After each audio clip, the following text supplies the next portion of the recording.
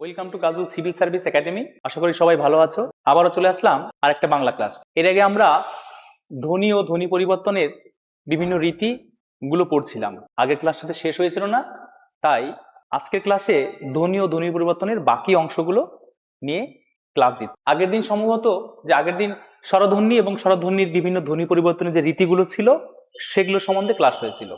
আজকে শুরু হবে ব্যঞ্জন ধ্বনির যে বিভিন্ন রীতিগুলো আছে ধ্বনি পরিবর্তনের, সেগুলো নিয়ে আজকের ক্লাস। কেমন? প্রথমে আছে কি ব্যঞ্জনাগম।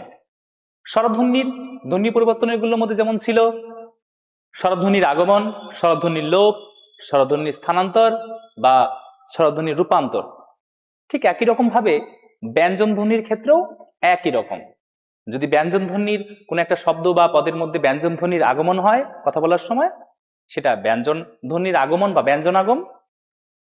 লোপ হলে লোপ, রূপান্তর হলে ব্যঞ্জনের রূপান্তর আছে, ব্যঞ্জন ধ্বনিরও স্থানান্তর আছে। কেমন? এবার একটু নাম আলাদা হয়। স্বরধ্বনির যেমন বিভিন্ন নাম হয় ছিল, কিন্তু ব্যঞ্জন ধ্বনির ক্ষেত্রে একটু নামগুলো একটু আলাদা। প্রথমে আছে কি ব্যঞ্জনাগম। এখানে কাকে বলে এগুলো লিখিনি। আমরা জানি শব্দের মধ্যে যখন কথা বলার সময় ব্যঞ্জন ধ্বনির আগমন ঘটে তখন সেটা আমরা বলবো ব্যঞ্জনাগম, ব্যঞ্জন যুক্ত আগমন। ব্যঞ্জনাগম। অম্ল, কি আছে? অম্ল থেকে অম্বল, অম্ল থেকে অম্বল কথাটা আমরা বলি। হ্যাঁ, বেশিরভাগটাই আমরা অম্বল বলি। খাওয়া দাওয়া বেশি হয়ে গেলে আর বলিস না, অম্বল হয়ে গেছে।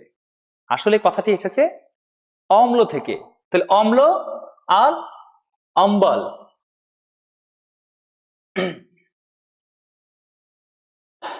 তাহলে একটা ধ্বনির আগমন হয়েছে, কোন ধ্বনির? সেটা হচ্ছে মাঝখানে ব একটা ধ্বনি এসে গেছে, দেখো এক্সট্রা। অম্ল থেকে অম্বল। কেমন?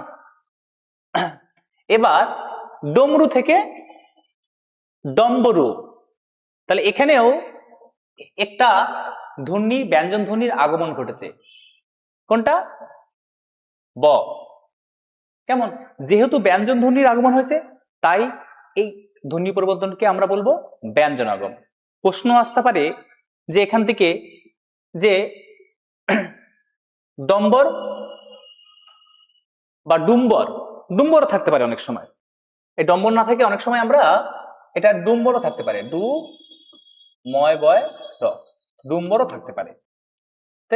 ডুমুর থেকে ডুম্বর, যে ডম্বর বা ডুম্বর থাকতে পারে। এটা কোন ধ্বনি পরিবর্তন সরি পরিবর্তনের দৃষ্টান্ত? ব্যঞ্জন আগম থাকবে, ব্যঞ্জন লোপ থাকবে, সেক্ষেত্রে অপিনীতি থাকতে পারে, স্বরসঙ্গীতি থাকতে পারে। সেক্ষেত্রে আমাদের সঠিক উত্তরটি বেছে নিতে হবে। তাই ডম্ব থেকে ডম্বর, সেক্ষেত্রে ব্যঞ্জন আগমন। বানর থেকে বান্দর, বানর। বানর থেকে কথাটা আমরা বান্দর। অনেক ক্ষেত্রেই আমরা বলি ছেলেরা একটু দুষ্টু হলে কি বলি? বান্দর ছেলে। না, এটা আঞ্চলিক কিছুটা ভাষা। হ্যাঁ, বান্দর কিছু কিছু অঞ্চলে বেশি ব্যবহার হয়। বানর থেকে বান্দর। তাহলে কোথায় আগমন হচ্ছে? একটা দ ধ্বনির আগমন হয়েছে না, বান্দর, বানর থেকে বান্দর। এবার পোড়ামুখী থেকে পোড়ার মুখী। পোড়ামুখী ব্যবহার যেমন করি, পোড়ার মুখী, এক্ষেত্রেও একটা ধ্বনির আগমন হয়েছে। যেহেতু ধ্বনিটা ব্যঞ্জন ধ্বনি, তাই এই ধ্বনি পরিবর্তনকে আমরা বলবো ব্যঞ্জনা আগমন, ব্যঞ্জনাগম। ব্যঞ্জন যুক্ত আগমন, ব্যঞ্জনাগম। কেমন? যদি সেটা স্বরধ্বনি হতো তাহলে আমরা বলতাম স্বরধ্বনির আগমন। নানা থেকে নানান, নানা থেকে নানান, এক্ষেত্রে শেষে একটা ন ব্যঞ্জন ধ্বনি আগমন ঘটেছে। নানা থেকে নানান। আমরা এই শব্দটা বহুল ব্যবহার করি, কিন্তু নানান কাজকর্মের মধ্যে আসল কাজটাই করা হচ্ছে না। কত আমরা বাক্য বলি। কেমন? সীমা থেকে সীমানা, সীমা থেকে সীমানা, দুটোই বহুল প্রচলিত একদম। এইখানে আমার সীমা বা এইখানে আমার সীমানা, দুটোই একই অর্থ, বহুল প্রচলিত। আমরা ব্যবহার করি। যেহেতু সীমা থেকে সীমানা, তাহলে কি ধ্বনির আগমন কোথায় হলো? এই ক্ষেত্রে ব্যঞ্জন ধ্বনি ন ধ্বনির আগমন হলো। ঠিক আছে? সীমা থেকে সীমানা। ধনু থেকে ধনুক, ধনু থেকে ধনুক, এক্ষেত্রেও একটি ধ্বনির আগমন হয়েছে। যেহেতু এটা ব্যঞ্জন ধ্বনি, তাই এটা ব্যঞ্জন ধ্বনির আগমন। ফাট থেকে ফাটল, এলা থেকে এলাচ, হাত থেকে হাতল। এই যে হাতল কথাটা ব্যবহার করি, এটা কিন্তু হাত শব্দ থেকে এসেছে। হাত থেকে হাতল, কেমন? তাহলে হাত থেকে হাতল এটা ব্যঞ্জন ধ্বনির আগমন, ব্যঞ্জন আগম, কেমন?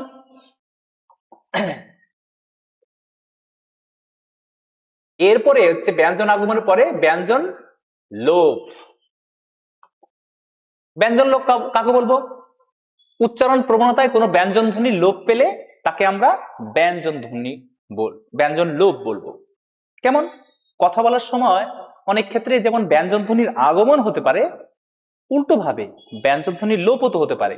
যদি লোপ হয় তাহলে সেই ধ্বনি পরিবর্তনের রীতিকে আমরা বলবো ব্যঞ্জন লোপ। তারে ব্যঞ্জন আগমনের উল্টো হচ্ছে, তার ঠিক বিপরীত প্রক্রিয়া হচ্ছে ব্যঞ্জন লোপ। যেমন স্থান, স্থান থেকে থান। এই কথাগুলো অনেক গ্রাম্য বা বিভিন্ন এলাকা ভিত্তিক হয়।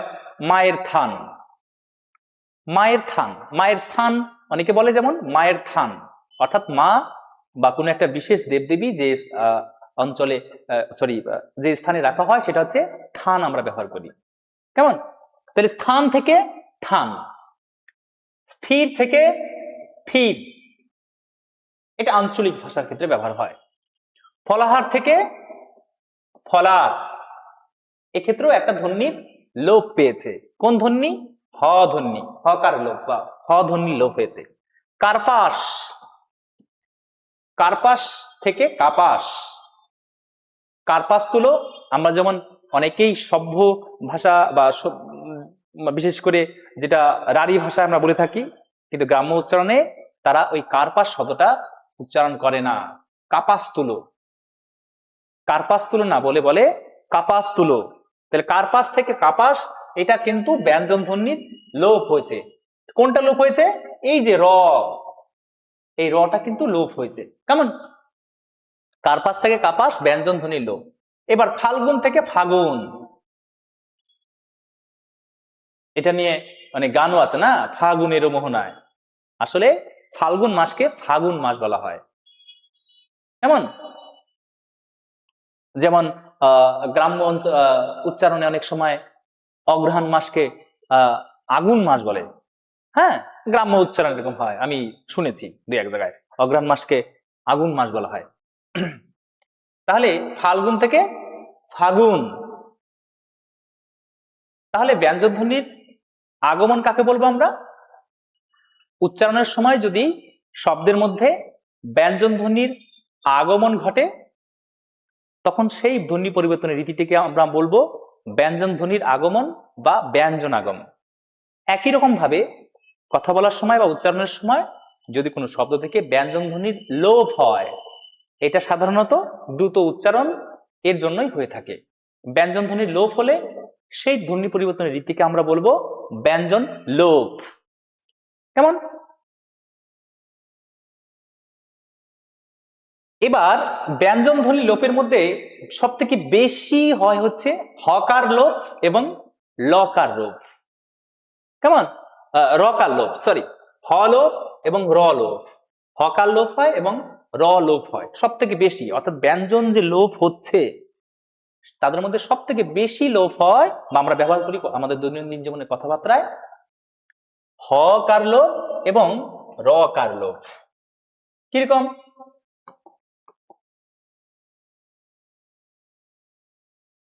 দেখো, ব্যঞ্জন ধ্বনি লোপের মধ্যে একটা পার্ট হচ্ছে রকার লোপ।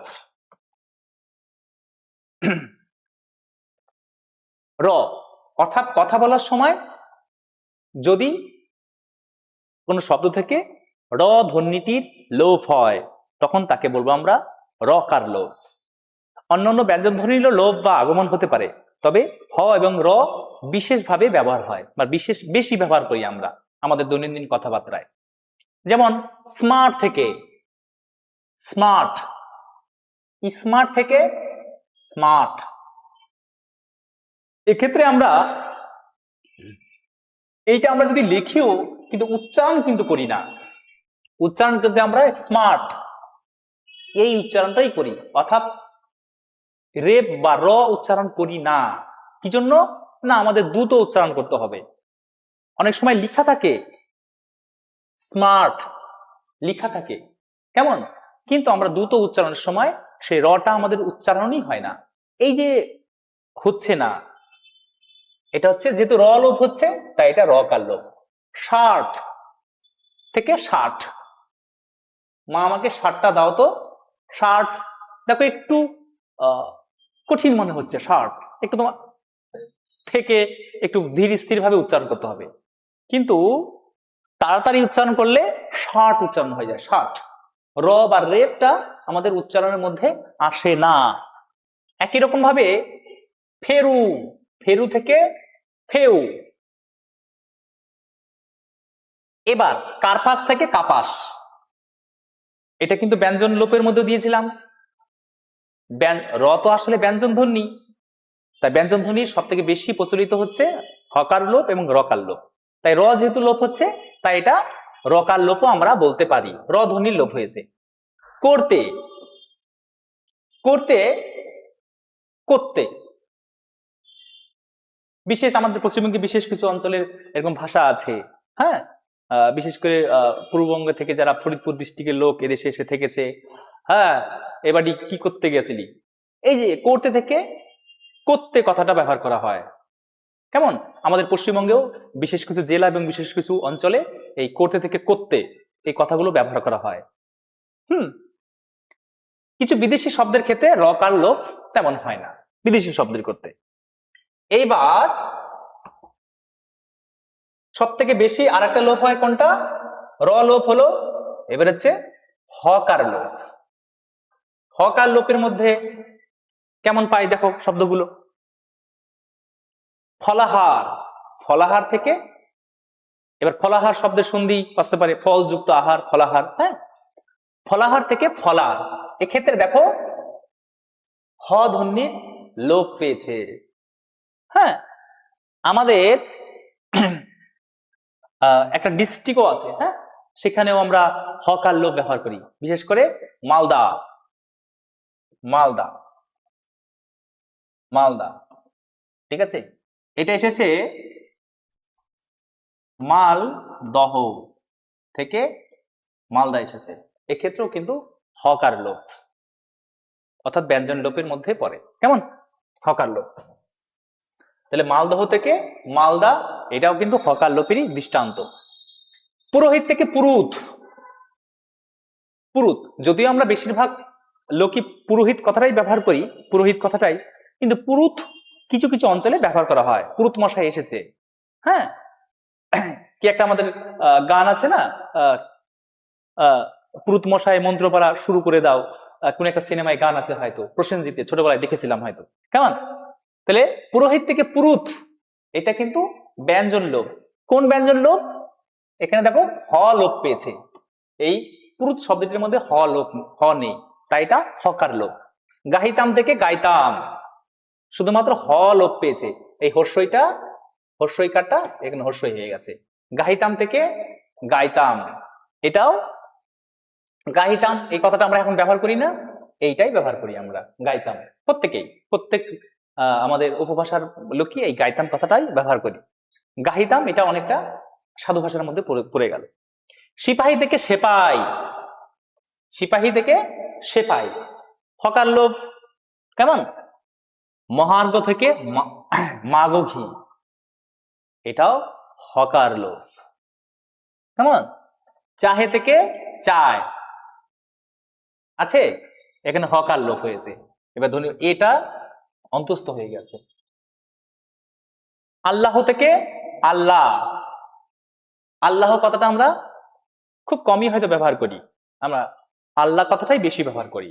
তাহলে আল্লাহ থেকে আল্লাহ এটাও কিন্তু ব্যঞ্জন ধ্বনি লোপেরই দৃষ্টান্ত।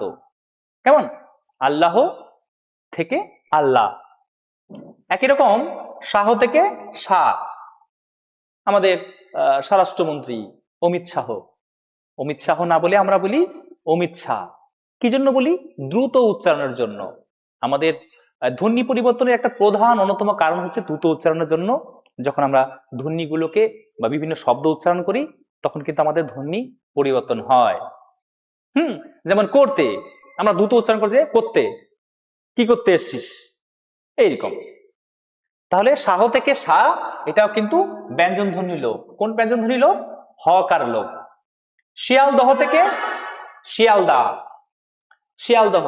এখন আমরা শিয়ালদা কথাটাই ব্যবহার করি অনেক। আমাদের বিশেষ করে আমি বাড়িতেই দেখেছি আমার বাবা শিয়ালদহ বলে, শিয়ালদা কম বলে। কেমন? তাহলে আমরা পেলাম ব্যঞ্জন ধ্বনির আগমন এবং ব্যঞ্জন ধ্বনির লোপ। ব্যঞ্জন ধ্বনি লোপের মধ্যে সব থেকে বেশি হয় কোনটা? সেটা হচ্ছে হকার লোপ এবং রকার লোপ। যেগুলো হকার লোপ এবং রকার লোপ আমরা দেখলাম তার বেশিরভাগই কিন্তু আমরা ব্যবহার করি, এক দুটো বাদে আমরা বেশিরভাগই কিন্তু ব্যবহার করি। যেমন এইটা আমাদের একটু ব্যবহার কম, হ্যাঁ, এই শব্দটা আমাদের একটু ব্যবহার কম হয়।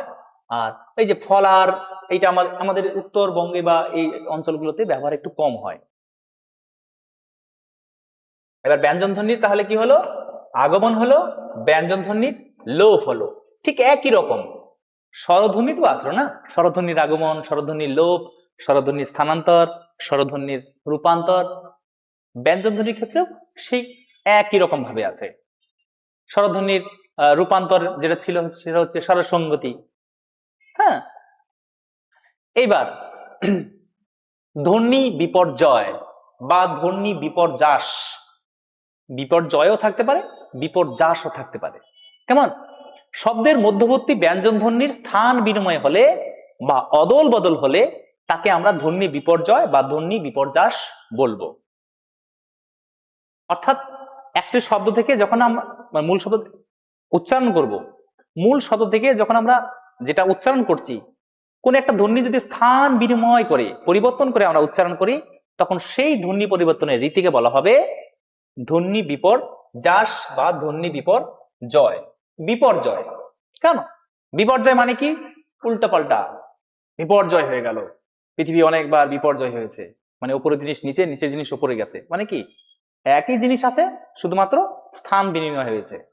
না, আমাদের যে আজকে জীবাশ্ম গুলো পাচ্ছি এটা কিন্তু পৃথিবীর বিপর্যয়ের ফলেই হয়েছে।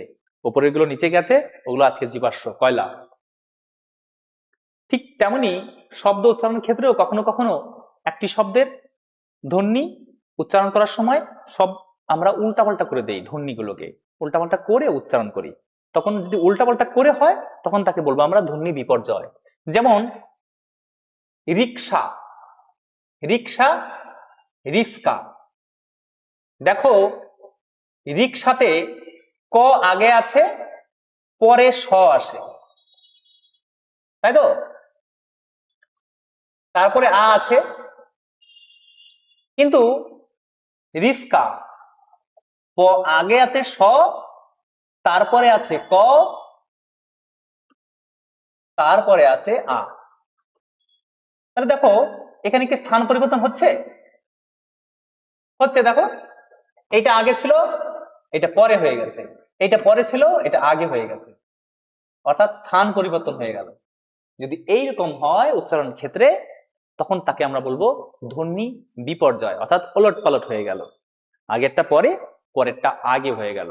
যদি এইরকম ধ্বনি পরিবর্তন আসে আমাদের ক্ষেত্রে সেটাকে আমরা বলবো ধ্বনি বিপর্যয় বা ধ্বনি বিপর্যাস। কেমন? এবার স্বরধ্বনির ক্ষেত্রেও কিন্তু ধ্বনি বিপর্যয় হয়, কিন্তু তার নাম আলাদা। কি বলবো তো? অপিনিহিতি। কেমন? শব্দের মধ্যে হর্ষই বা হর্ষ থাকলে, হর্ষই বা হর্ষ যদি তার যথাস্থানের উচ্চারিত হওয়ার আগে উচ্চারিত হয় তখন তাকে বলা হয় অপিনিহিতি। তাহলে স্বরধ্বনির ক্ষেত্রেও ধ্বনি বিপর্যয় হয়, কিন্তু তার নাম হচ্ছে অপিনিহিতি। অপিনিহিতি। এর আগের ক্লাসে আমরা করিয়েছিলাম নিহিতি। অপিনিহিতির উদাহরণ কি? কোরিয়া গ্রেটার দেন কইরা, বা কইরা হয় অনেক সময়, হ্যাঁ, কোরিয়া বা কোরিয়া গ্রেটার দেন কইরা, বা অনেক সময় অন্তস্থ দেখায় কোরিয়া গ্রেটার দেন কইরা। দেখো এখানে ক যুক্ত র যুক্ত ই করি, কিন্তু এখানে ক যুক্ত ই যুক্ত র, তাহলে দেখো র এখানে পরে চলে গেছে, হর্ষই আগে চলে এসছে, কিন্তু প্রথমটায় হর্ষই পরে ছিল, র আগে ছিল, কিন্তু পরের শব্দতে কইরা শব্দতে র পরে চলে গেছে, হর্ষই আগে চলে এসছে। এই যে বিপর্যয় হলো স্বরধ্বনির ক্ষেত্রে, এই বিপর্যয় হচ্ছে নাম হচ্ছে ওপি নিহিতি। ব্যঞ্জন ধ্বনির ক্ষেত্রে সেটা হচ্ছে ধ্বনি বিপর্যয় বা ধ্বনি বিপর্যাস। কেমন? তাহলে স্বরধ্বনির ক্ষেত্রে একটা নাম, ব্যঞ্জন ধ্বনির ক্ষেত্রে আর এক রকম নাম, দুটো কিন্তু একই সিস্টেম হচ্ছে, সিস্টেম একই। এটাও আগে উল্টাপাল্টা হচ্ছে, আগে উচ্চারিত হচ্ছে বা পরে এরকম হচ্ছে, ব্যঞ্জন ধ্বনির ক্ষেত্রেও কিন্তু তাই হচ্ছে। পরে পিচাস থেকে পিশাস থেকে পিচাস, উল্টাপাল্টা। দেখো প্রথমটায় আছে তালবস্য আকার চ, কিন্তু পরেরটা আছে চয়াকার তালবস্য। কেমন? চয়াকার তালবস্য আছে। তাহলে এক্ষেত্রে এই ধ্বনির এখানে আগম হয়েছে, এইটা এখানে চলে গেছে, আর এটা এখানে চলে আসছে, পরস্পর স্থান বিনিময় করেছে। যেহেতু স্থান বিনিময় করলো, তাহলে আমরা তাকে বলবো বিপর্যয় বা বিপর্যাস। কেমন? লাভ থেকে লাভ, লয়াখার হ, লাভ, লাভ থেকে ফাল, ফাল, ফাল বলতে নাঙ্গলের ফাল টাল কিন্তু নয়। এক্ষেত্রে আমি দেখেছি বঙ্গালী ভাষায় যারা কথা বলে, বঙ্গালী ভাষাভাষীর যারা বেশি লোক, তারা এই কথাটা বেশি ব্যবহার করে। হ্যাঁ, বিশেষ করে আমরা যারা রাঢ়ী বা অন্য উপভাষায় কথা বলি, সেক্ষেত্রে কিন্তু আমরা লাভ বলি, এই লাভ দিস না ওখানে, লাভ দিস না। কিন্তু বঙ্গালী ভাষার কিছু লোক বা আমার ভাষাভাষী কিছু লোক তারা বলে এই ফাল দিস না, হ্যাঁ, ফাল দিস না, বেশি ফাল পারিস না, ইত্যাদি ইত্যাদি। কেমন? তাহলে লাভটাকে আমরা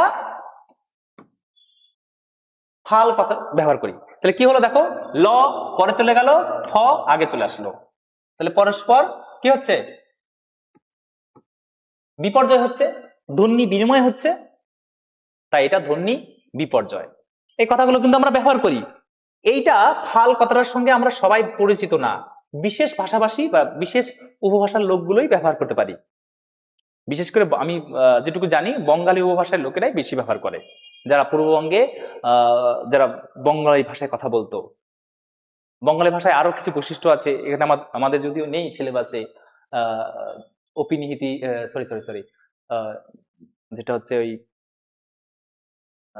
শকে হ বলি আমরা, টকে ড বলি, হ্যাঁ, বলে কাকি বসো, বঙ্গালী ভাষার লোকেরা বলবে কাকি বহ, হ্যাঁ, কাকি দুটো মুড়ি খান, ওরা বলবে কাকি দুইটা মুড়ি খান, ইত্যাদি। যাই হোক, তাহলে লাভ থেকে ফাল, লাভ মানে লাভ মারা, আর হচ্ছে উল্টো হলো ফাল, ফাল মানে কিন্তু লাভ মারা, এই বেশি ফাল দিস না, ফাল পারিস না, হ্যাঁ, ফাল দিয়ে এদিকে আয় তো, এরকম ব্যবহার করে তারা কথাগুলো। তাহলে লাভ আর ফাল এটা হচ্ছে ধ্বনি বিপর জয়ের মধ্যে পড়ছে।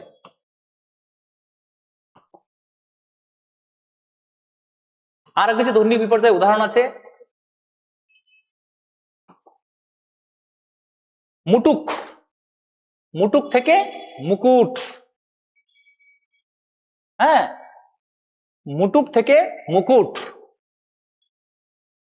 মুটুক কথাটা আমরা অনেক সময় ব্যবহার করি, আবার ম কয়হস্যু ট মুকুট এই কথাটাও ব্যবহার করি আমরা। তাহলে দেখো প্রথমটা আছে টয় হস্যু, পরেরটা আছে কয় হস্যু, ক আছে পরে, ক আগে চলে এসছে, তাহলে পরস্পর স্থান বিনিময় হয়েছে, তাই ধ্বনি বিপর্যাস। আলনা থেকে আলনা থেকে আনলা, ন তারপরে লয় কেলা, আনলা। এটা ব্যবহার করি আমরা। তলোয়ার থেকে তরোয়াল, উল্টো ভাবে আসতে পারে, তরোয়াল থেকে তলোয়ার। এটা কি? ধ্বনি বিপর্যয়। দেখো দুটো ধ্বনি র আর ল পরস্পর উল্টাপাল্টা হয়েছে। হ্রদ, হ্রদ থেকে দহ, হ্রদ থেকে দহ। হ্রদ কি? স্রোতহীন জলাশয়কে হ্রদ বলা হয়, কিন্তু গ্রাম্য উচ্চারণে আঞ্চলিক উপভাষায় ক্ষেত্রে কি হয় যে বড় গভীর জলাশয়কে দহ, হ্যাঁ ওই দহতে যাস না, হ্যাঁ অনেক জল, ইত্যাদি ইত্যাদি। বারাণসী থেকে, বারাণসী থেকে বানারসি। দাগা, গাদা, দাগা থেকে গাদা। এটা হচ্ছে এই কথাটা আমরা ব্যবহার করি, গাদা গাদা, গাদা গাদা, এই করছিস ওই করছিস না, কিন্তু আসলে গাদা শব্দটি এসেছে দাগা থেকে। কেমন? তাহলে এটা ধ্বনি বিপর্যয়। বাতাস, বাসাত, এটাও বঙ্গালী উপভাষার লোকেরাই বেশি ব্যবহার করে। হ্যাঁ, যে আমরা বলি সাধারণত ক্ষেত্রে আজ পূর্ব দিকের বাতাস আসছে, বেশ ভালো লাগছে। বঙ্গালী উপভাষার লোকেরা বলবে আজ পূর্ব দিক থেকে বাতাস আসছে, আইতেছে বাতাস। এখানে আরেকটা আছে বাতাসা, বাতাসা থেকে বাসাতা, বাসাতা। কেমন? বাতাসা থেকে বাসাতা, যেটা আমরা হরিলুট বলি না, তাহলে বাতাসা থেকে বাসাতা, এটাও কিন্তু ধ্বনি পরিবর্তন। দেখো এই তটা পরে চলে গেছে আর এই শটা আগে চলে এসছে, ধ্বনি বিপর্যয়। ইনস যুক্ত অ, সিংহ। এক্ষেত্রে হ পরে চলে গেছে, দন্তস্ব আগে চলে এসছে। হিনস যুক্ত অ সন্ধিতে, এটা যদিও সন্ধি করা আছে, হিনস যুক্ত অ সিংহ। এক্ষেত্রে এই দন্তস্ব আগে চলে এসছে আর হ পরে চলে গেছে, আর নাসিক বর্ণ অনুস্বর হয়ে গেছে। চক্র থেকে চরক, চক্র থেকে চরক, এক্ষেত্রেও বর্ণ বিপর্যয় ঘটেছে, ব্যঞ্জন ধ্বনি বিপর্যয় ঘটেছে। কিরকম?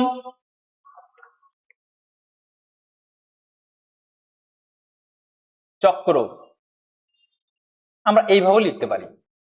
কেমন? চক্র, তাহলে আগে চক্রতে কি আছে? যুক্ত বর্ণটা আগে ক পরে র আছে, কিন্তু চরকে কি আছে দেখো, আগে র চলে এসছে পরে ক চলে এসছে। এই দেখো চক্র, ক যুক্ত র, র ফলা হয়েছে চক্র। এবার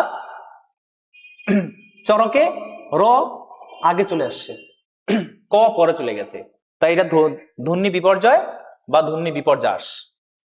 আলহাত থেকে আলোহাত, আলোহাত, আল্লাদ, আলহাত থেকে আলোহাত, এটাও ধ্বনি বিপর্যয়। চিহ্ন থেকে চিহ্ন, এখানে একটা হসন্ত বসবে, চিহ্ন। গর্জন থেকে গজরান, এটাও বর্ণ বিপর্যয়ের দৃষ্টান্ত। মৃণাল থেকে মৃণাল থেকে মিলান, অর্থাৎ ল আগে চলে আসছে, ন পরে চলে গেছে। কেমন?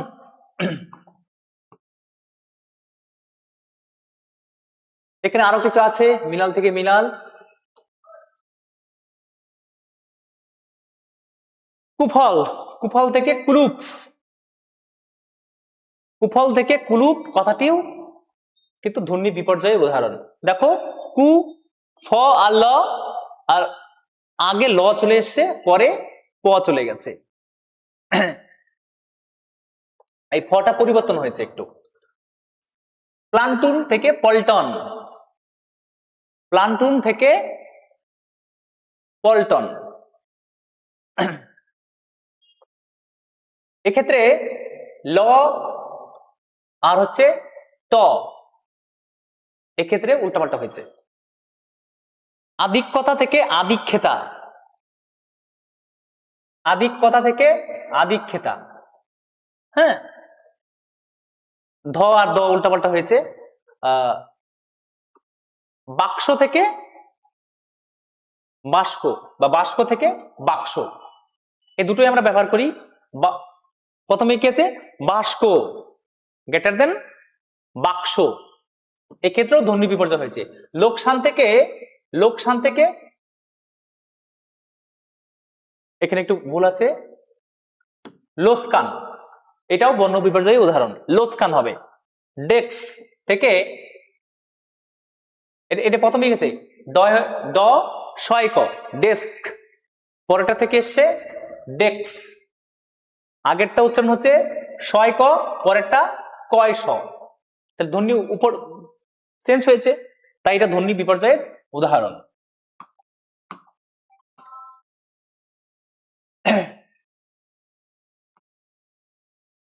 এরপরে সমীভবন বা সমীকরণ বা ব্যঞ্জন সংগতি। স্বরধ্বনির ক্ষেত্রে কি ছিল, উচ্চারণের সময় উচ্চারণের সংগতি বিধানের জন্য যদি একটি স্বরধ্বনি আরেকটি স্বরধ্বনিতে রূপান্তর হয়ে যায় তখন তাকে বলা হয় স্বরসংগতি। ঠিক একই রকম যদি উচ্চারণের সুবিধার জন্য একটি ব্যঞ্জন ধ্বনি অন্য একটা ব্যঞ্জন ধ্বনিতে রূপান্তরিত হয়ে যায় তখন তাকে বলবো আমরা ব্যঞ্জন সংগতি বা সমীভবন বা সমীকরণ। তাহলে স্বরধ্বনি হলে এটা আমরা কি করতাম, স্বরসংগতি, স্বরসংগতি, স্বরসংগতি অর্থাৎ উচ্চারণের সুবিধার জন্য যদি একটি ব্যঞ্জন ধ্বনি আর একটা ব্যঞ্জন ধ্বনিতে রূপান্তরিত হয়ে একটা সংগতি বিধান করে তখন তাকে আমরা বলবো স্বরসংগতি। আর উচ্চারণের সুবিধার ক্ষেত্রে যদি একটি ব্যঞ্জন ধ্বনি অন্য একটা ব্যঞ্জন ধ্বনিতে রূপান্তরিত হয় তখন তাকে আমরা বলবো ব্যঞ্জন সংগতি বা সমীভবন বা সমীকরণ। কিরকম দেখো, এটি আসলে স্বরসংগতির মতো, এক্ষেত্রে এক ব্যঞ্জন ধ্বনি অপর ব্যঞ্জন ধ্বনিতে রূপান্তর হবে। সমীভবন তিন প্রকার, এই সমীকরণ বা সমীভবন তিন প্রকার। আমাদের ব্যঞ্জন স্বরসংগতিও তিন প্রকার ছিল, প্রগত স্বরসংগতি, পরাগত স্বরসংগতি, অনন্য স্বরসংগতি, চার প্রকার ছিল, মধ্যগত স্বরসংগতি, দেখে থেকে দেখা, হ্যাঁ এরকম। সমীভবন বা ব্যঞ্জন সংগতি তিন ভাগে বিভক্ত। প্রথমে আছে প্রগত স্বরসংগতি।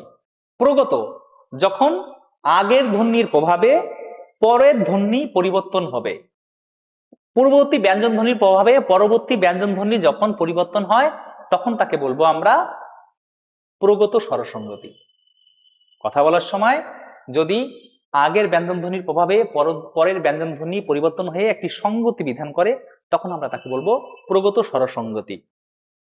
আর এটা যদি স্বরধ্বনির ক্ষেত্রে হতো তাহলে আমরা বলতাম প্রগত স্বরসংগতি। আর এইটা ব্যঞ্জন ধ্বনি তাই প্রগত সমীভবন বা প্রগত ব্যঞ্জন সংগতি। কেমন?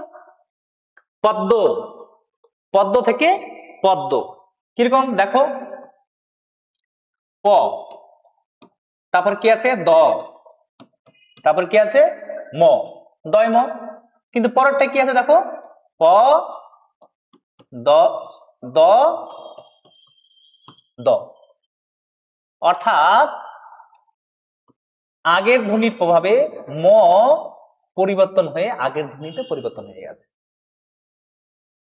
তাহলে যদি আগের ধ্বনির প্রভাবে তার পরের ধ্বনি পরিবর্তন হয় তখন তাকে বলবো আমরা প্রগত সংগতি, প্রগত সমীভবন বা প্রগত ব্যঞ্জন সংগতি বা প্রগত সমীকরণ।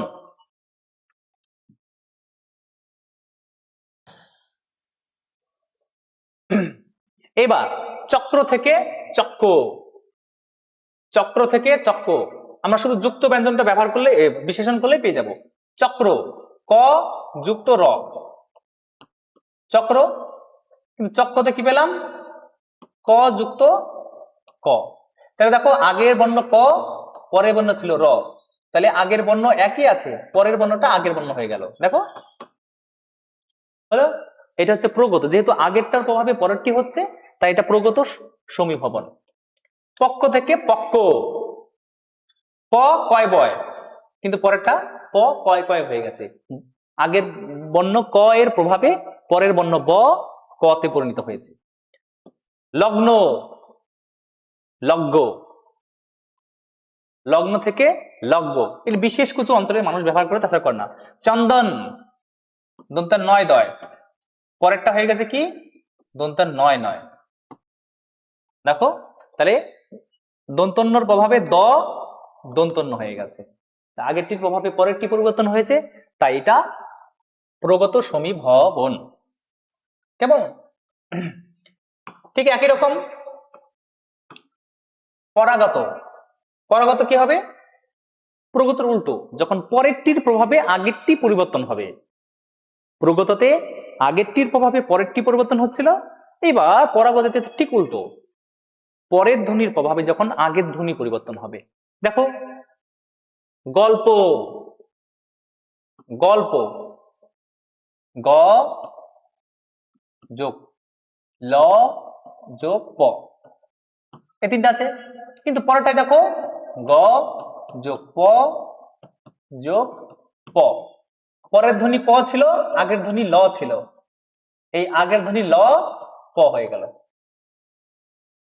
আগের ধ্বনি ল প হয়ে গেছে। অর্থাৎ এক্ষেত্রে পরের ধ্বনির প্রভাবে আগের ধ্বনিটা পরের ধ্বনিতেই পরিবর্তন হয়ে গেছে, তাই এটা প্রগত সমীভবন। তৎজন্য থেকে তৎজন্য, তৎ জন্য থেকে তৎজন্য।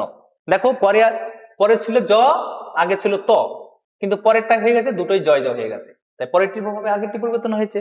একই রকম উদ্যুক্ত মুখ, উন্মুখ।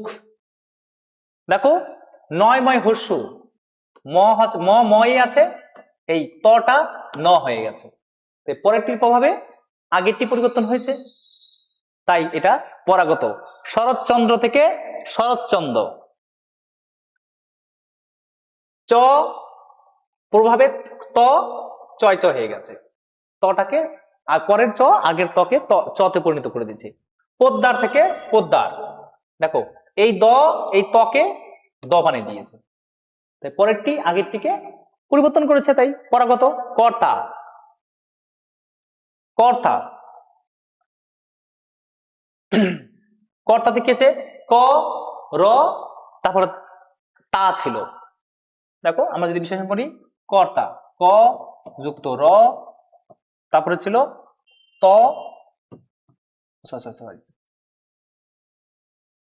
ত যুক্ত আ, এরকম পাচ্ছি।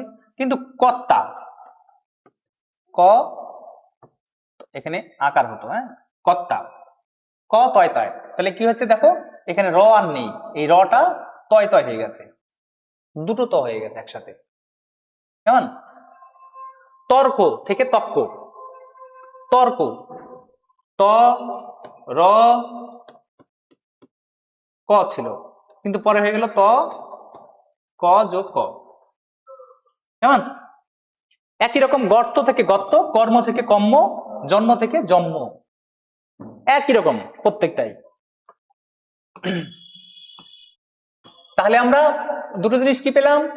আগের ধ্বনির প্রভাবে পরের ধ্বনি যদি পরিবর্তন হয় তাকে বলবো আমরা প্রগত সমীভবন, পরের ধ্বনির প্রভাবে ব্যঞ্জন ধ্বনির প্রভাবে যদি আগের ব্যঞ্জন ধ্বনি পরিবর্তন হয় তাকে বলবো পরাগত। এবার কি আছে? অনন্য স্বরসংগতি।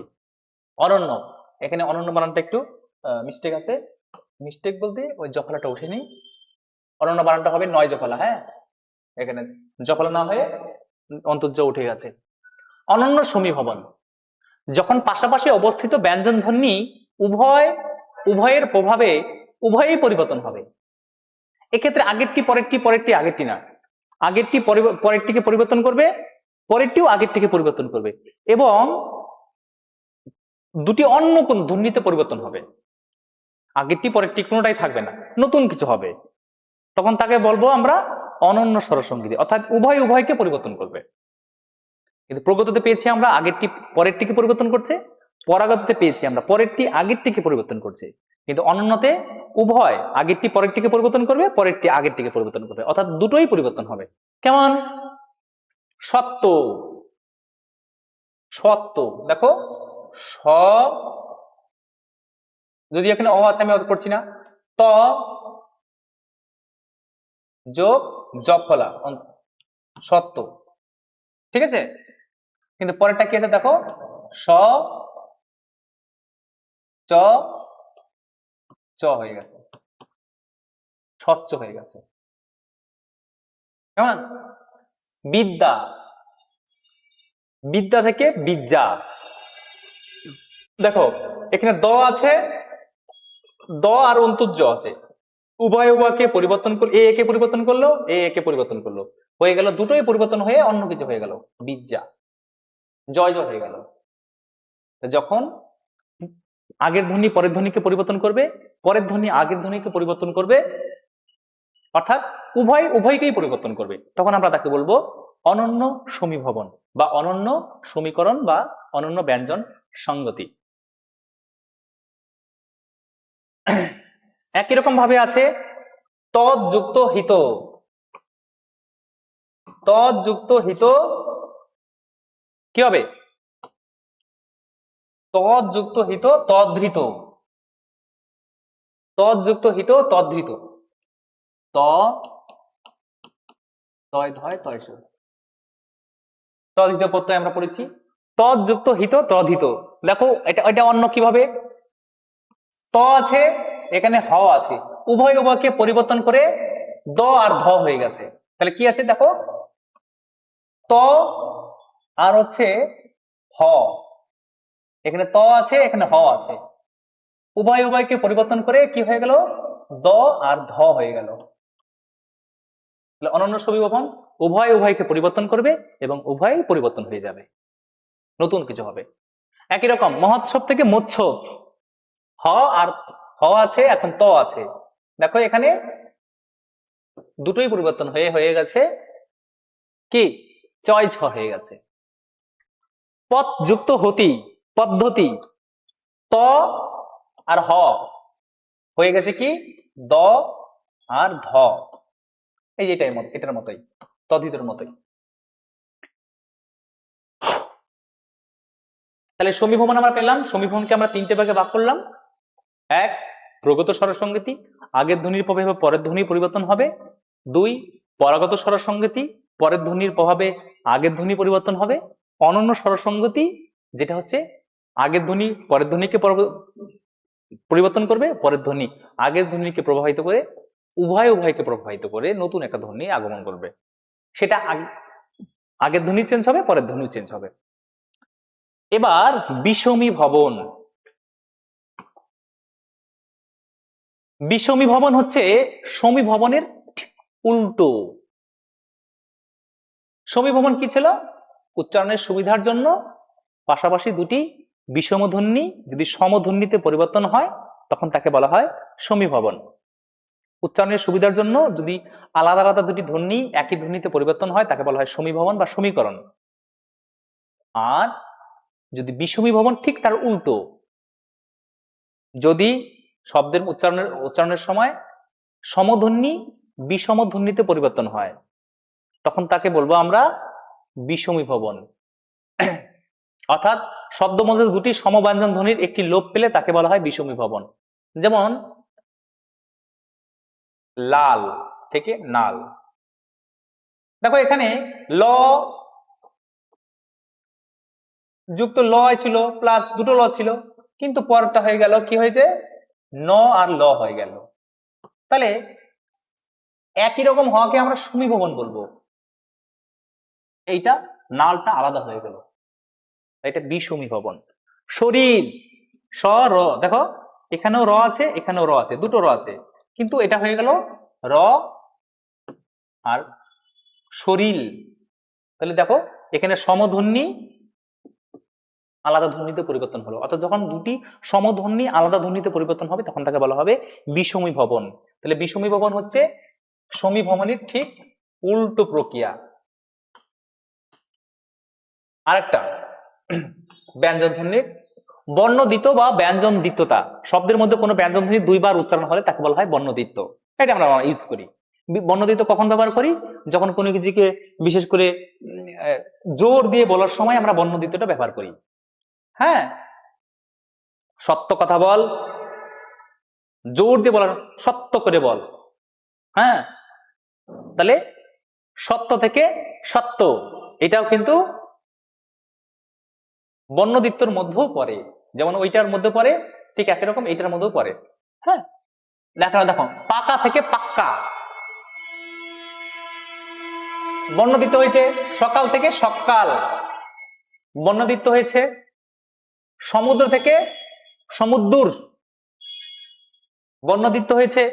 সবাই থেকে সবাই, জোর দিয়ে বলার সময় সবাই গেছিলাম, সবাই গেছিলাম নরমাল, কিন্তু জোর দিয়ে বলার সময় কি হচ্ছে? আমরা সবাই গেছিলাম। এক রতি থেকে এক রত্তি, অর্থাৎ খুবই ছোট বোঝাতে, আর এই এক রত্তি কি নরমাল এক রতি, ঠিক আছে, কিন্তু যখন আমরা জোর দিয়ে বলবো তখন সেটা হচ্ছে এক রত্তি। বড় থেকে বড্ড, বড় খিদে পেয়েছে মানে খিদে পেয়েছে, আরে বড্ড খিদে পেয়েছে তার মানে কি অনেক খিদে পেয়েছে। আমরা তাহলে কি কোনো কিছু বিশেষ কোনো কিছুকে জোর দিয়ে বলার সময় আমরা বর্ণদ্বিত্ব ব্যবহার করি। কেমন? মুলুক থেকে মুল্লুক, আরে মুলুকের সব পাখি এসে সব খেয়ে নিচ্ছে, কিন্তু এটাকে জোর দিয়ে বলা যায় মুল্লুকের পাখি এসে সব খেয়ে নিল, মানে জোর দিয়ে বলার সময় বলছি, আমরা জোর দিয়ে বলছি। একেবারে একেবারে, আরে একেবারে শেষ নরমাল, আরে একেবারে শেষ মানে জোর দিয়ে বলছি। অর্থাৎ বর্ণদ্বিত্ব আমরা বেশিরভাগটাই কোনো কিছুকে জোর দিয়ে বলার সময় ব্যবহার করি। হ্যাঁ, একই রকম ও সকাল হলো সকাল। তর্ক থেকে তক্ক, কত থেকে কত, হ্যাঁ কত দূর গেলাম, আরে কত দূর গেলাম, জোর দিয়ে বলছি আমরা। যখন কোনো কিছুকে জোর দিয়ে বলছি তখন সেখানে আমরা বর্ণদ্বিত্ব ব্যবহার করি। সমাক্ষর লোপ, সমাক্ষর লোপ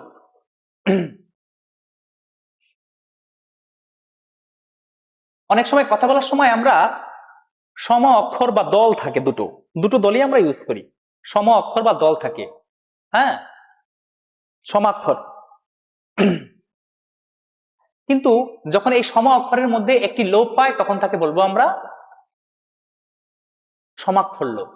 এবার অক্ষর বলতে কখনোই, কিন্তু এটা আমারও ধারণা ছিল, অক্ষর বলতে আমরা ছোটবেলাতে জানতাম ক, খ, গ, ঘ এগুলো বুঝতাম, বা অ, আ এগুলো বুঝতাম, অক্ষর মানে এগুলো না, এগুলো কিন্তু অক্ষর নয়। যখন আমরা বর্ণধ্বনি পড়াচ্ছিলাম এগুলো হচ্ছে বর্ণ, যখন আমরা মুখে বলবো তখন সেটা ধ্বনি। আমি ছোটবেলা থেকে মনে করতাম যে অ আ ক খ এগুলো হচ্ছে অক্ষর, না ওগুলো হচ্ছে যখন খাতা বা কোথায় লেখা থাকবে বর্ণ, আর যখন আমরা মুখে উচ্চারণ করব তখন সেটা হচ্ছে ধ্বনি। কেমন? অক্ষর হচ্ছে কি বাকযন্ত্রের স্বল্পতম প্রয়াসে যখন যতটুকু ধ্বনি উচ্চারিত হয় তার এক একটা অংশকে বলা হয় অক্ষর বা দল। ইংরেজিতে বলা হয় সিলেবল, সিলেবল বাংলায় দল বা অক্ষর বলা হয়। কেমন? এবার কথা বলার সময় অনেক এরকম দল থাকে বা অক্ষর থাকে যেগুলো আমরা একটা বাদ দিয়ে দিই, তখন তাকে বলা হয় সমাক্ষর লোপ। যেমন ছোট কাকা, কা কা দুটো অক্ষর আছে, দুটো দল আছে, দল বিশেষণ যদি করি ছোটকা। বড় দিদি, বড় দিদিকে বড়দি, বড় দাদা বড়দা। ন দিদি, ন দি, ন দিদি মানে 3 নাম্বার দিদি, না নয়া দিদি 3 নাম্বার। বড় মেজ, মম মত, মম যুক্ত মত মমত, এক্ষেত্রেও সমাক্ষর লোপ হয়েছে। এবার ব্যঞ্জন ধ্বনি পরিবর্তনের আরো কিছু রীতি এখানে আলোচনা করা হয়েছে। প্রথম হচ্ছে ঘোষী ভবন। ঘোষী ভবন, যখন ঘোষ ধ্বনি কাকে বলবো আমরা বলেছিলাম, ঘোষ যে ধ্বনিগুলো উচ্চারণ কালে স্বরধ্বনি বেশি কম্পিত হয়, স্বরতন্ত্রী, আমাদের গাম্ভীর্যের সৃষ্টি হয়। এখানে হাত দিয়ে দিলেই আমরা বুঝতে পারবো এই যে আমাদের ভোকাল কর্ডটা বা স্বরতন্ত্রী বেশি কাঁপবে, সেই ধ্বনিকে বলা হয় আমরা ঘোষ ধ্বনি। আর ঘোষী ভবন যখন ঘোষ ধ্বনির প্রভাবে কোনো অঘোষ ধ্বনি ঘোষ ধ্বনিতে পরিবর্তন হবে তখন তাকে বলা হয় ঘোষী ভবন। তার মানে কি, ঘোষের প্রভাবে কোনো অঘোষ যদি ঘোষে পরিবর্তন হয় তখন তাকে বলবো আমরা ঘোষ বা ঘোষী ভবন। এবার ঘোষ ধ্বনিগুলো কোনগুলো? ঘোষ ধ্বনিগুলো কোনগুলো বলতো? ঘোষ ধ্বনিগুলো বর্গের তৃতীয় চতুর্থ ধ্বনি হচ্ছে ঘোষ ধ্বনি। পঞ্চম ধ্বনিকেও ধরে, তো পঞ্চম ধ্বনি নাসিকা ধ্বনি। আর বর্গের প্রথম দ্বিতীয় হচ্ছে অঘোষ ধ্বনি। এটা অঘোষ, এটা হচ্ছে ঘোষ। আবার আর একটা পেয়েছিলাম অল্প প্রাণ, না? অল্প প্রাণ, অল্প প্রাণ, মহাপ্রাণ। অল্প প্রাণ মহাপ্রাণ। অল্প প্রাণ কি? বর্গের প্রথম তৃতীয় ধ্বনি অল্প প্রাণ ধ্বনি, মহাপ্রাণ বর্গের দ্বিতীয় চতুর্থ ধ্বনি মহাপ্রাণ ধ্বনি। আসছে, এগুলো পরে পাবো। এখনই কাক থেকে কাক, ক অঘোষ ধ্বনি, গ বর্গের তৃতীয় ঘোষ ধ্বনি। তাহলে অঘোষ ধ্বনি ঘোষ ধ্বনিতে পরিবর্তন হচ্ছে, তখন তাকে বলবো আমরা ঘোষী ভবন। অর্থাৎ যদি অঘোষ ঘোষে পরিবর্তন হয় তখন তাকে বলবো আমরা ঘোষী ভবন। উল্টোটা, ঘোষ যখন অঘোষে পরিবর্তন হবে তখন তাকে বলা হয় অঘোষী ভবন। যেরকম বক থেকে বক, ক গ হয়ে গেল, ক 1 নাম্বার ছিল 3 নাম্বার হয়ে গেল, ঘোষী ভবনে চলে আসলো, ঘোষ ভবনে চলে আসলো। উপকার থেকে উদ্গার, কটা গ হয়ে গেছে, 1 হয়ে গেছে 3 নাম্বারের, ঘোষী ভবন হয়ে গেছে। ছোট দা থেকে ছোট দা, ট ট কি 1 নাম্বারে, কিন্তু ডয়ে বিন্দু, র হচ্ছে ট ঠ ড, ডয়ে বিন্দু র, সরি, হ্যাঁ এটা হচ্ছে অঘোষ, সরি ঘোষ ধ্বনি। থাপড়া থেকে থাপড়া থেকে থাপড়া, প হয়ে গেছে ব, প 1 নাম্বার ধ্বনি অঘোষ ধ্বনি, ব হয়ে গেছে 3 নাম্বার ধ্বনি ঘোষ ধ্বনি। কত দূর, কত দূর, দেখো ত এখানে দ তে হয়ে গেছে, 3 নাম্বারটা হয়ে গেছে। মকর মগর, তাহলে এটা হয়েছে ক, 3 নাম্বার হয়ে গেছে, ঘোষ অঘোষ ঘোষ হয়ে গেছে। শাক থেকে শাক, শাক বা হাক, হ্যাঁ বঙ্গালী ভাষায় হাক বলে এটাতে। ধপধপে ধবধবে, দেখো প ব হয়ে গেছে, তাহলে 1 নাম্বার 3 নাম্বার হয়ে গেছে। প্রথম আর দ্বিতীয় অঘোষ, তৃতীয় চতুর্থ ঘোষ, তাহলে অঘোষ ঘোষ হয়ে গেছে, তাই ঘোষী ভবন। কেমন?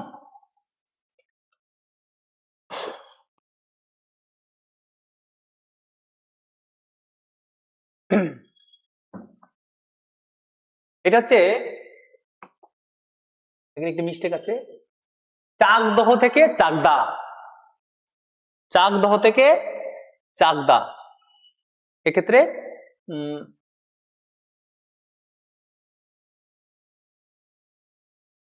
এটা এখানে গ হবে, হ্যাঁ, চাকদহ থেকে চাকদা, এটা হচ্ছে ঘোষী ভবন।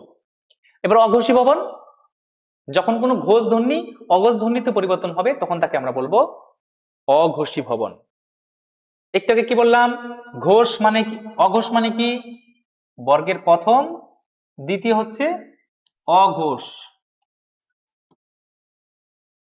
বর্গের তৃতীয় চতুর্থ ধ্বনি হচ্ছে ঘোষ।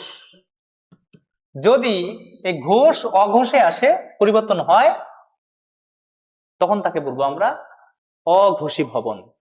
মানে তৃতীয় চতুর্থ মানে ক খ প্রথম দ্বিতীয়, তার মানে কি ক খ হচ্ছে অঘোষ। গ ঘ দ্বিতীয় চতুর্থ, তাই এটা হয়ে যাবে ঘোষ। প্রত্যেকটা বর্গের অনুযায়ী এরকমই হবে। দেখো কবাট, কবাট কয় নাম্বার আছে? ক ফ ব, 3 নম্বরে ধ্বনি আছে। কপাট, এটা হয়ে গেছে 1 নম্বরে ধ্বনি। তাহলে মানে কি 3 নম্বরে, মানে এখানে ঘোষ ধ্বনি। ব এ হয়ে গেছে 1 নম্বরের প্রথম, হয়ে গেছে অঘোষ হয়ে গেছে। ধোপাতে, ধোবা থেকে ধোপা 3 নম্বর থেকে 1 নম্বর, অর্থাৎ অঘোষ ধ্বনি ঘোষ ধ্বনিত হয়ে গেছে। সরি, ঘোষ ধ্বনি অঘোষ ধ্বনিত হয়ে গেছে। ধাইমা থেকে দাইমা, ত থ দ ধ, দেখো ত থ দ ধ, তাহলে চতুর্থ ধ্বনি ঘোষ ধ্বনি। এটা হচ্ছে ধাইমা থেকে দাইমা, ত থ দ। এক্ষেত্রে এটা অন্যটা চলে এসছে, এটা না, ঠিক আছে? এটা হচ্ছে অল্পপান মহাপ্রাণে চলে এসছে, এখানে চলে এসছে।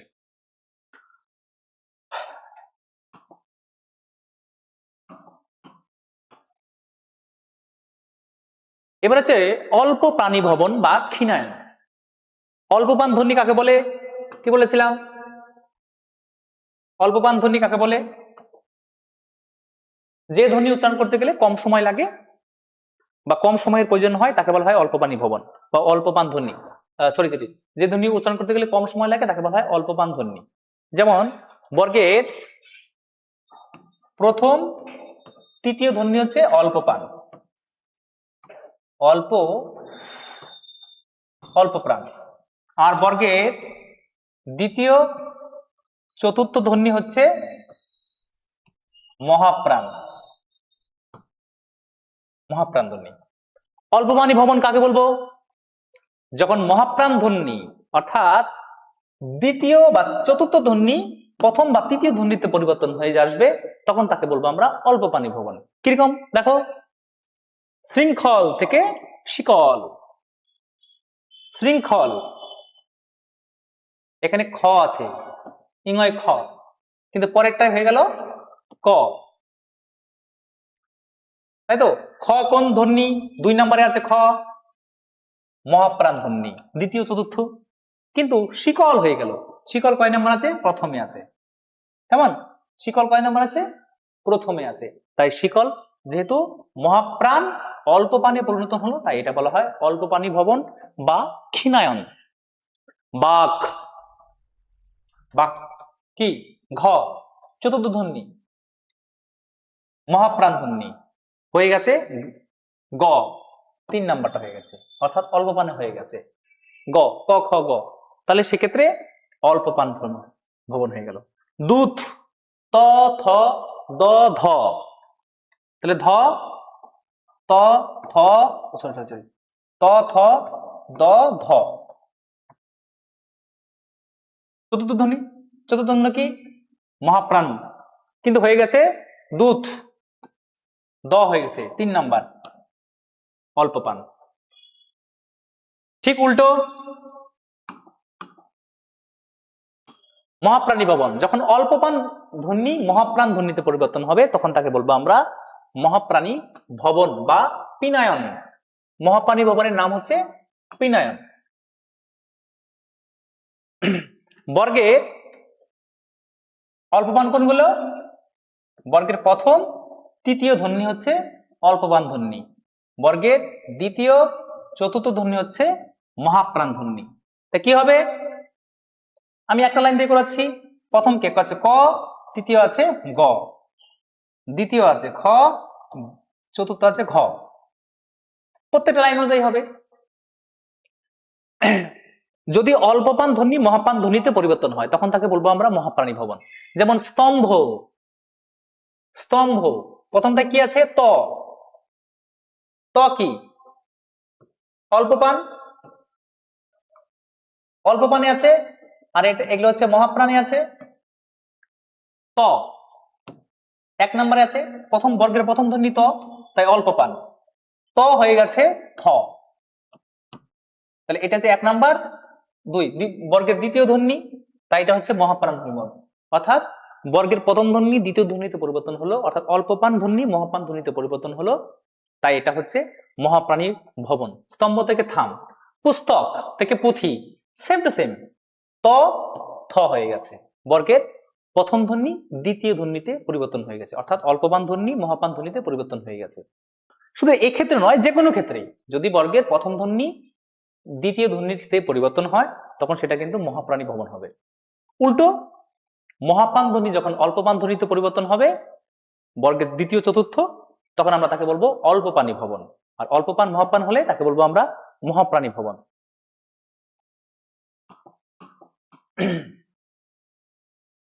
নাসিক্য ভবন।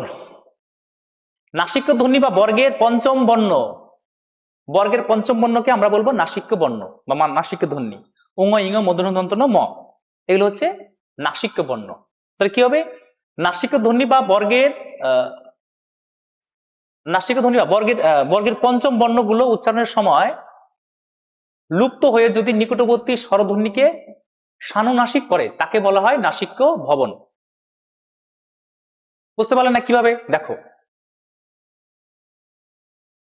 পঞ্চ থেকে পাঁচ,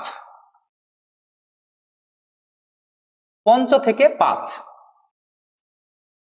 পঞ্চতে কি আছে? প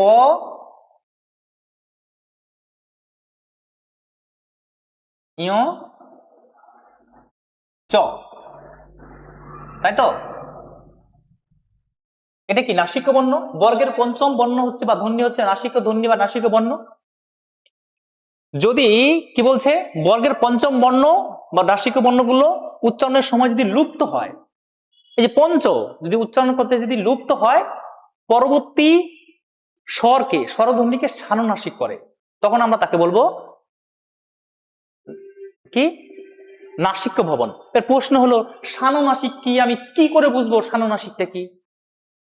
দেখো, যদি কোনো বর্ণের মধ্যে চন্দ্রবিন্দু থাকে, বিশেষ করে চন্দ্রবিন্দু সবসময় স্বরধ্বনির উপরে বসে, তার মানে সেই বর্ণটা বা ধ্বনিটা আমাদের নাকি উচ্চারণ করতে হবে, একেই বলে সানুনাসিক। অর্থাৎ কোনো শব্দের মধ্যে চন্দ্রবিন্দু আছে এবং চন্দ্রবিন্দু থাকা মানে তাকে একটু নাকে উচ্চারণ করতে হয়। চন্দ্রবিন্দু কখন বসে? যখন চন্দ্রবিন্দু আছে মানে বেশিরভাগ ক্ষেত্রেই ধরতে হবে সেখানে একটা নাসিক্য বর্ণ ছিল, কিন্তু দ্রুত উচ্চারণের জন্য সেই নাসিক্য ধ্বনিটা লোপ পেয়ে গেছে। হ্যাঁ, সেই লোপ পাওয়ার জায়গায় ক্ষতিপূরণ স্বরূপ একটা চিহ্ন বসে, চন্দ্রবিন্দু, চন্দ্রবিন্দু বসে। এই চন্দ্রবিন্দু মানে হচ্ছে সেই ব্যঞ্জন ধ্বনিটাকে একটু নাকে উচ্চারণ করতে হবে। ধরো যদি এরকম থাকে পাঁচ, কিন্তু কোনো একটা ব্যঞ্জন পাঁচে চন্দ্রবিন্দু আছে, যখন চন্দ্রবিন্দু থাকবে তখন তার উচ্চারণটা একটু নাকি হবে। প্রথমটা পাঁচ, পরেরটা হচ্ছে পাঁচ। তার মানে ধরতে হবে চন্দ্রবিন্দু আছে মানেই সেখানে কোনো নাসিক্য বর্ণ ছিল, অর্থাৎ বর্গের পঞ্চম বর্ণ ছিল। কেমন? দেখো, পঞ্চ ইং চ ছ জ ঝ ইয়, পঞ্চম বর্ণ নাসিক্য বর্ণ। পঞ্চ থেকে পাঁচ, এই পাঁচে কিন্তু সেটা লোপ পেয়েছে, নাসিক্য বর্ণটা লোপ পেয়েছে। তার জন্য কি হয়েছে? একটা চন্দ্রবিন্দু বসছে। এই যে চন্দ্রবিন্দু বসলো আর তার জন্য একটু নাকি উচ্চারণ হলো, এটাই হচ্ছে নাসিক্য ভবন। তার মানে কোনো শব্দের উপরে যদি শব্দের মধ্যে যদি স্বরধ্বনি থাকে, তার উপরে চন্দ্রবিন্দু থাকে, তাহলে সেই চন্দ্রবিন্দুর জন্য সেই স্বরধ্বনিটাকে একটু নাকি উচ্চারণ করতে হবে। বাঁশ বানানের চন্দ্রবিন্দু আছে, বাঁশ একটু নাকি উচ্চারণ করতে হবে। তার মানে এই চন্দ্রবিন্দু আছে মানে হচ্ছে এই চন্দ্রবিন্দুর জায়গায় আগে কি ছিল? নাসিক্য বর্ণ ছিল, কিন্তু দ্রুত উচ্চারণের জন্য সেই নাসিক্য বর্ণ আর নেই, এখানে হয়ে গেছে চন্দ্রবিন্দু রয়ে গেছে। তাহলে একটা চেনার নিয়ম তাহলে কি পেলাম? চন্দ্রবিন্দু যদি থাকে সেক্ষেত্রে আমরা ধরে নেব নাসিক্য ভবনের মধ্যে দিয়ে এসেছে। ব্যতিক্রমও আছে দুই একটা শতনাসিক্য ভবনের ক্ষেত্রে, আমরা এই পরে আলোচনা করছি। একই রকম শঙ্খ, ইং আছে কিন্তু শঙ্খ থেকে শাক, এখানে চন্দ্রবিন্দু বলবে। হ্যাঁ, শঙ্খ থেকে শাক, শাকে কিন্তু ইও নেই, উঙ নেই, সরি ইও বলছি উঙ নেই। এই উঙ না থাকার জন্য তার নিচে যে ব্যঞ্জন স্বরধ্বনিটা আছে তার উপরে চন্দ্রবিন্দু বসছে, আর তার একটু নাকি উচ্চারণ হবে। এই যে নাকি উচ্চারণটা হবে চন্দ্রবিন্দু থাকার জন্য, এটাকেই বলা হয় সানুনাসিক। বোঝাতে পারলাম কি? যখন ব্যঞ্জন নাসিক্য বর্ণ লোপ পাবে, লোপ পাওয়ার জন্য একটা স্বরধ্বনি একটু নাকি উচ্চারণ হবে, আর তার কিভাবে বুঝবো? উপরে চন্দ্রবিন্দু থাকবে। চন্দ্রবিন্দু থাকলে বুঝতে হবে এটা কোনো একটা নাসিক্য ভবনেরই উদাহরণ, সে শতনাসিক্য হোক আর নাসিক্য হোক, নাসিক্য ভবন, নাসিক্য অর্থাৎ নাকি উচ্চারণ হবে। সন্ধ্যা দন্তন্নয় ধয় আকার, উঙ ইঙ মধ্যন্য দন্তন্য ম, দন্তন্য সন্ধ্যাতে দন্তন্য, সাজ, সাজে কিন্তু দন্তন্য নেই, তার মানে ধরতে হবে সাজ এটা কিসের উদাহরণ? নাসিক্য ভবনের উদাহরণ। অর্থাৎ চন্দ্রবিন্দু যুক্ত যদি শব্দগুলো থাকে তার মূল শব্দ ধরে নিতে হবে বা রাখতে হবে যে সেখানে নাসিক্য বর্ণ ছিল ছিল ছিল। এবার চন্দ্র থেকে চাঁদ, চাঁদ দন্তন্য লোপ পেল, এখানে একটা স্বরধ্বনি, স্বরধ্বনির উপরে চন্দ্রবিন্দু বসলো, অর্থাৎ এটা বোঝাতে চাইছি এই স্বরটা স্বরনাসিক হবে, অর্থাৎ নাকি উচ্চারণ হবে। বন্ধ থেকে বাত, চন্দ্রবিন্দু আছে, আকারটা নাকি উচ্চারণ হবে বাত, হ্যাঁ, কিন্তু আকার না থাকলে বাত, আকার থাকলে মাত, নাকি উচ্চারণ হবে একটু, কেমন? তাহলে চন্দ্রবিন্দু থাকার অর্থ হচ্ছে সেই স্বরধ্বনিটাকে নাকি উচ্চারণ করতে হবে।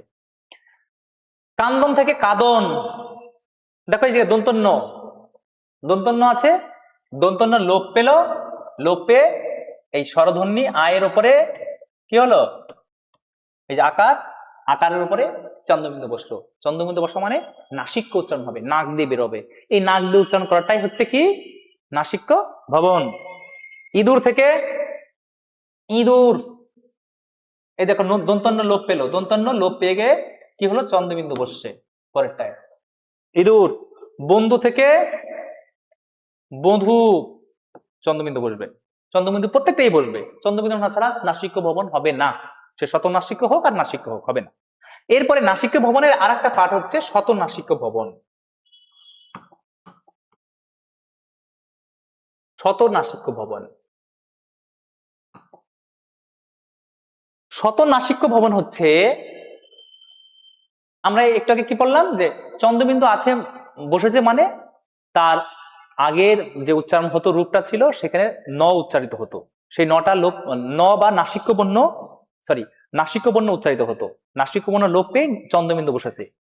কখনো কখনো হয় নাসিক্য বর্ণ লোপ না পেয়েও চন্দ্রবিন্দু বসে বা বসাই আমরা, একে বলা হয় শতনাসিক্য ভবন। অর্থাৎ নাসিক্য বর্ণ লোপ পেল না, তা সত্ত্বেও আমরা নাকি উচ্চারণ করব, এই যে নাসিক্য বর্ণ লোপ না পেয়েও নাকি উচ্চারণ করব, এইটাকে বলা হয় শতনাসিক্য ভবন, মানে যে সে নাকি উচ্চারণ করা। যেমন কাঁচ, কাচের মূল শব্দ কিন্তু কাচ, কাছে কোনোদিনও নাসিক্য বর্ণ বা নাসিক্য ধ্বনি ছিল না, কিন্তু কাঁচ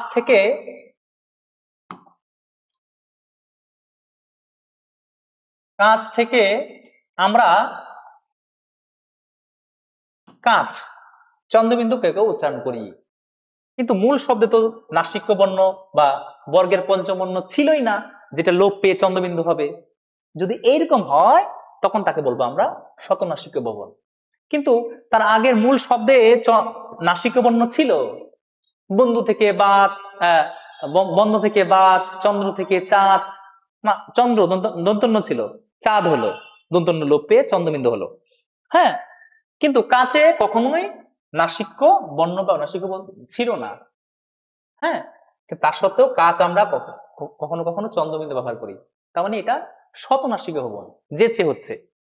পাপড় থেকে পাপড়, পাপড় শব্দে উঙ ইঙ মধ্যন্য দন্তন্য বর্গের পঞ্চবর্ণ কোনো কালেই ছিল না, তার সত্ত্বেও পাপড় উচ্চারণে আমরা পাপড় চন্দ্রবিন্দু ব্যবহার করি, মানে নাকি উচ্চারণ করি, তার মানে শত শত সত্য ভাবে আমরা করি, তাই এটা শতনাসিক্য ভবন, কেমন? এরপরে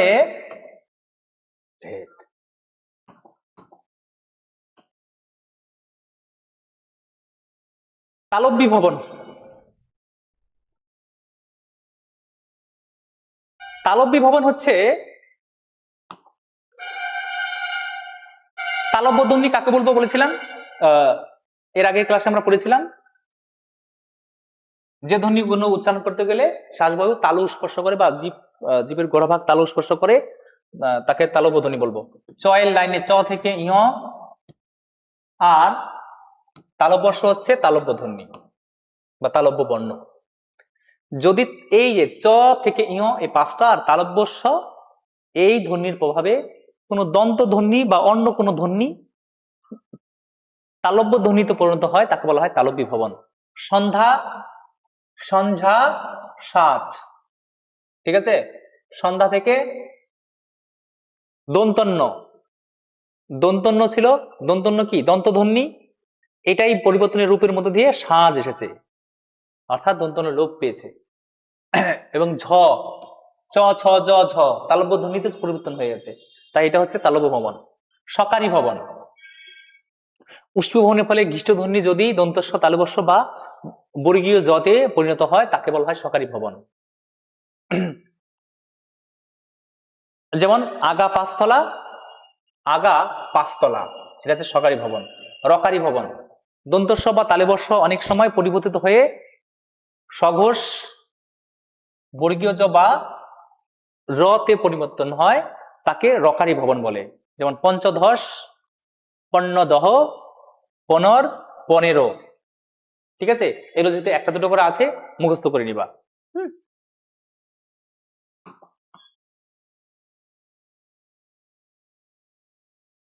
লাস্ট আজকের বিদেশি শব্দ বা কঠিন অপরিচিত শব্দ বা শব্দাংশকে পরিবর্তন করে ভিন্ন রূপে ব্যবহার করলে তাকে লোক নিরুক্তি বলে। যেমন আলমিরা, আলমারি, অর্থাৎ কোনো বিদেশি শব্দ বা কঠিন অপরিচিত শব্দ পরিবর্তন করে, উচ্চারিত হচ্ছে না, উচ্চারণ করে ভিন্ন রূপে যদি ব্যবহার করা হয় তখন তাকে বলা হয় লোক নিরুক্তি। আলমিরা থেকে আলমারি, বিদেশি শব্দ অনেক বা কঠিন শব্দের ক্ষেত্রে কি হয়, উচ্চারণের সমস্যা হয়, তাই আমরা নিজেদের মতো করে অনেক ক্ষেত্রে কি হয় উচ্চারণ করা হয়, একে বলা হয় লোক নিরুক্তি। যেমন আলমিরা থেকে আলমারি। যাই হোক, আজকে আমাদের ধ্বনি ও ধ্বনি পরিবর্তনের ক্লাসগুলো আপাতত এখানেই রাখা হলো। আগে দুটো ক্লাস ছিল, আজকে দিয়ে টোটাল ধ্বনি পরিবর্তনের 3টে ক্লাস হলো। আশা করি সবাই বুঝতে পেরেছো। যাই হোক, আজকে এই পর্যন্তই। সবার মঙ্গল এবং শুভকামনা করে আজকে ক্লাস এখানেই শেষ করছি।